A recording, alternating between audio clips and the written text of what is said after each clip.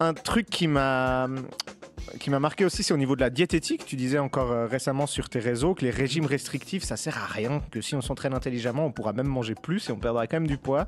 Mais si on aime les pizzas surgelées, on va bien devoir se restreindre, on est d'accord? Écoute, en fait, c'est un peu complexe, donc je vais essayer de vulgariser. Mais en gros, c'est comme si tu avais un budget. Ok. Ouais. Donc après, tu peux utiliser ton budget comme tu veux. Ce que je dis, c'est que tu dois payer tes factures, d'accord, tes charges fixes. Et après, s'il te reste un peu dans ton budget, bah, tu peux te faire de la pizza. C'est un peu comme ça que ça fonctionne. Donc, on n'est pas obligé de faire des régimes restrictifs. Alors, bien entendu, il y a certains sacrifices à faire hein, si on veut perdre du poids. Je dis pas que c'est tout beau, tout rose, hein, c'est vraiment pas le cas. Mais c'est pas aussi dur qu'on voudrait le faire croire. Si on fait les choses de manière structurée. Maintenant, si on fait les choses au bol, bah, bien entendu, ça va créer des problèmes et on tombe vite dans ces méthodes restrictives et hardcore. C'est quoi le truc le plus efficace? Tu penses à supprimer les sucres ou les graisses? Ben en fait, tu devrais pas. Ma philosophie, c'est qu'on n'a pas besoin de supprimer un aliment. On n'a pas besoin de supprimer les sucres. Les sucres sont pas mauvais. J'ai fait un podcast là-dessus. J'en ai fait plusieurs. Contrairement à ce qui se dit, les graisses ne sont pas mauvaises, tu vois. Ça dépend desquelles, bien entendu. Mais en soi, il n'y a pas d'aliments bons ou mauvais. C'est ma philosophie.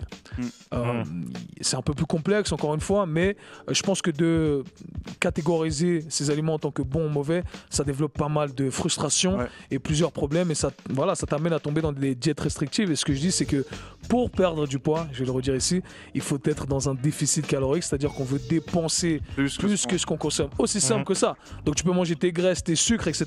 Mais si tu diminues un peu ta consommation ou tu augmentes ta dépense, eh ben, tu vas perdre du poids. Donc il ne s'agit pas d'aliments, de quel aliment tu manges, il n'y a pas d'aliment qui fait perdre du poids. Voilà, il n'y a pas besoin de tomber dans des trucs farfelus qu'on veut nous vendre. Donc je vais faire comme Usain Bolt, nuggets. Tout le temps. Tu vois, mais aussi c'est là où on tombe sur des c'est un problème parce qu'on utilise souvent des athlètes et tu vois, mais lui il fait ça comme ça, donc ça marche. Non, mais ça marche pour lui tous les jours. Ouais, exact. Dans ce cas-là, je prends Usain Bolt et lui il s'envoie des fried chicken. Mayweather il s'envoie des cannes de coca après chaque entraînement. Oui, parce qu'ils ont une dépense énergétique qui est tellement grande. Au final, ces gars-là, ils ont besoin de prendre les meilleurs sportifs du monde. Ouais, c'est ça.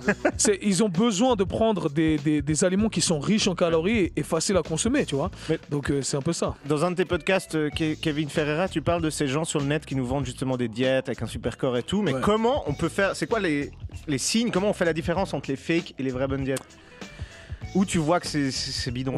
Écoute, moi ce que je dis, c'est toujours compliqué parce qu'on est dans un monde où il y a beaucoup trop d'informations aujourd'hui. On parlait de ça avant sur les podcasts. Moi, ce que je conseille, c'est de ne pas écouter les gens qui parlent en absolu, qui disent il faut faire ça, il ne faut pas faire ça. Okay. Moi, j'invite à écouter les gens qui apportent de la nuance et qui essaient d'expliquer, de donner vraiment la vision complète des choses. Et voilà, encore une fois, c'est ce que je dis, c'est que quand tu apprends à jouer un jeu, si on t'apprend les règles du jeu, bah, tu joues un peu à ta sauce, comme toi tu le souhaites, parce que tu connais les règles du jeu. Mais si on te donne une façon stricte de jouer, sans vraiment approfondir sur les règles du jeu, eh bien tu vas tout le temps jouer de la façon dont on te l'a montré, dont on te l'a imposé quelque part.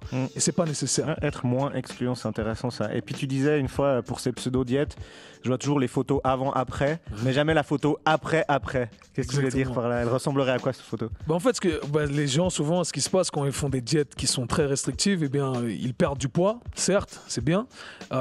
C'est facile, hein, on mange moins et on perd du poids. Hein. Ce que je dis, des fois, je fais des blagues. Vous faites la diète à l'eau, vous buvez que de l'eau, vous allez perdre du poids, les mecs. Okay. C'est pas que l'eau, c'est magique, c'est juste que vous mangez moins.